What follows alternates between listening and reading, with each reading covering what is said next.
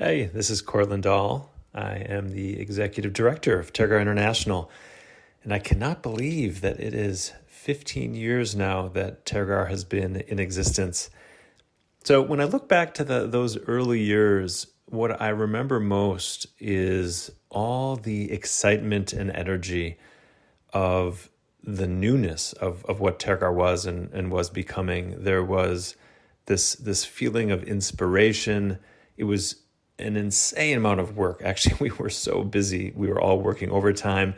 I remember there were so many events that I lost my voice at one point because I was talking so much in meetings and at events. But yet there was an excitement that was powering us at the time. We were doing the very first events for the whole Tergar community. In particular, we had a month-long retreat at St. John's University in northern Minnesota, which was incredibly powerful. There were people from all over the world there, and it really felt like, in many ways, that was the birth of the Tergar community. It was one of these first times that you had the global Sangha that had come together to practice, to meditate together, and it was an incredibly special time and an inspiring time. So I think that's what I remember most is really just the hard work, the energy, the commitment.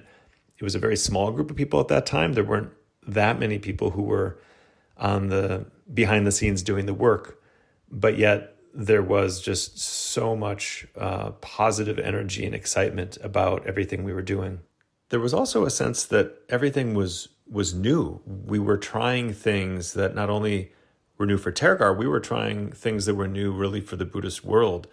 We had just we're in the midst of recording all these video teachings from Mingyur Rinpoche, and we had no idea if it would work. We knew Rinpoche was going on retreat. We knew he was going to be gone for a number of years, and Tergar was new. This idea of using video teachings was new, and although there was so much excitement and inspiration at the time, there was also this interesting sense of just not having any idea where things were going to go and how things would evolve.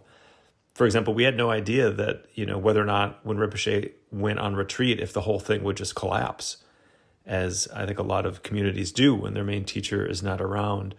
As it turns out, the period of Rinpoche being on retreat was a period of really, really important growth and expansion in a very positive way. But we really didn't know that at the time, and I had no idea what to expect. So I think all of those things together, were just made for a really exciting mix of experience. And yeah, I will always look back on that with so much fondness. And in many ways, a lot of the people who got involved then as volunteers, as meditators, some of them even working behind the scenes with Tergar. In many ways, that group still is kind of the core of the Tergar, even now, 15 years later. So it was just such an important period of time.